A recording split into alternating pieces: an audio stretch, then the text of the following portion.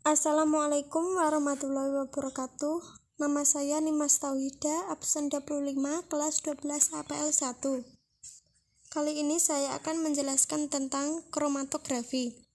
Sejarah dari kromatografi adalah ditemukan pertama kali oleh Michael Schmidt, ahli botani dari Rusia pada tahun 1906.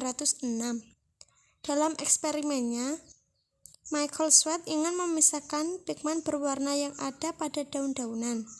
Jadi, peneliti ini mengekstrak daun kemudian menghasilkan warna hijau dan diteliti apakah ekstrak tadi terdiri dari satu atau ada beberapa pigmen warna. Caranya dimasukkan ke dalam suatu kolom kaca yang berisi kalsium karbonat dan dialirkan kemudian didorong dengan suatu pelarut. Hasilnya ternyata yang awalnya ekstrak tadi berwarna hijau terpisah menjadi beberapa warna.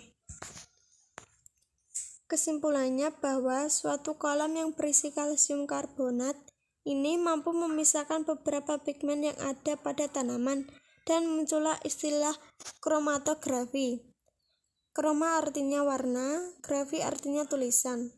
Karena pada awalnya kromatografi digunakan untuk memisahkan senyawa yang berwarna menghasilkan pita-pita yang berwarna. Kromatografi merupakan metode pemisahan dua komponen atau lebih dalam suatu campuran homogen berdasarkan distribusi senyawa-senyawa tersebut dalam dua fasa, yaitu fasa diam dan fasa bergerak. Proses pemisahan masing-masing komponen terjadi karena perbedaan keterkaitan komponen tersebut pada fasa diam dan bergerak. Perbedaan keterkaitan dapat diketahui dari koefisien distribusi, kelarutan, muatan ion, daya absorbasi, ukuran molekul, dan sifat-sifat fisika yang lain. Dalam kromatografi ada dua fasa, yaitu yang pertama, fasa diam. Fasa diam adalah bagian yang letaknya tetap atau diam di sepanjang kolom pemisahan dan berupa zat padat atau zat cair. Fungsi fasa diam adalah menahan senyawa melalui interaksi fisika maupun kimia. Yang kedua, fasa gerak. Fasa gerak adalah bagian yang bergerak sepanjang kolom pemisahan dari ujung sampai akhir kolom dengan proses kromatografi dapat berupa zat cair atau gas. Fungsi fasa gerak adalah mendorong senyawa bersama dengan aliran fasa gerak. Sampel terdiri dari 3 macam senyawa, kuning, hijau, biru yang dimasukkan pada ujung kolom dan digerakkan oleh fasa gerak yang bergerak dari ujung sampai suatu jarak tertentu selama waktu T. Setelah didorong oleh fasa gerak selama 5 menit, ketika senyawa tampak mulai terpisah. Setelah 10 menit, semakin terpisah, biru paling cepat, kuning paling lambat.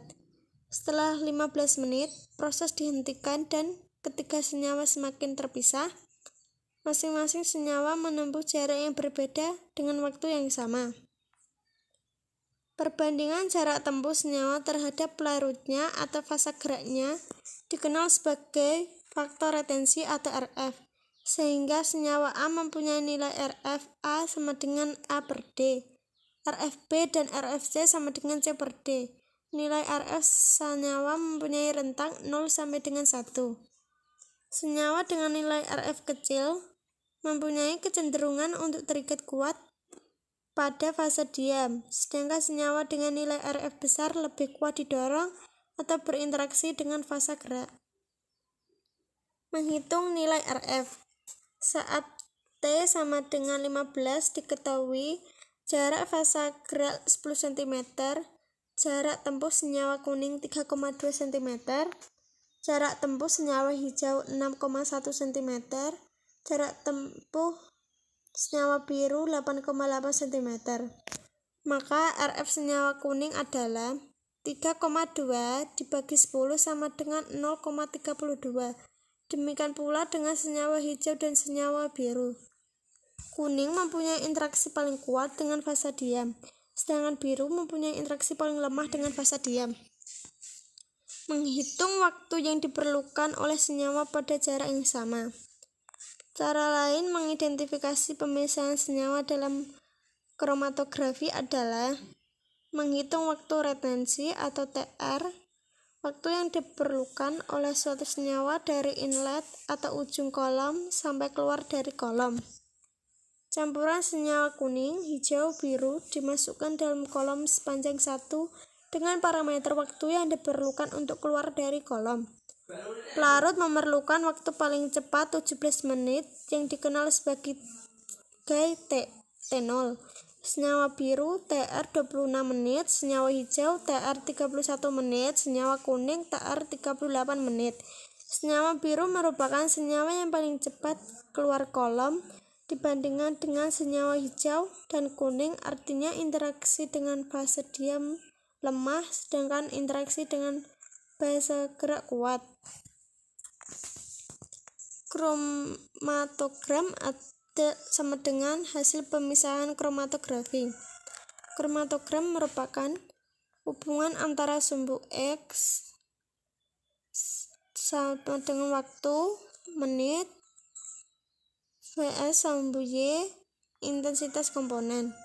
Jumlah puncak menyatakan jumlah komponen terdapat dalam campuran TR1, TR2, TR3. Kuantitas setiap komponen dapat diukur dari luas puncak. Makin besar kuantitas komponen tersebut. Waktu retensi atau TR, waktu yang diperlukan suatu komponen keluar dari komponen setelah terjadi interaksi antara fase diam dan fase gerak. T0 adalah waktu pelarut yang diperlukan pada gerak atau pelarut untuk keluar dari kolom. Beberapa kromatografi tidak menggunakan parameter waktu sebagai sumbu X, namun parameter volume fase gerak. Volume retensi atau VR adalah volume fase gerak yang diperlukan untuk mendorong senyawa dari inlet ke outlet. V0 adalah volume pelarut yang diperlukan fase gerak atau pelarut untuk keluar dari kolom. Sekian dari saya.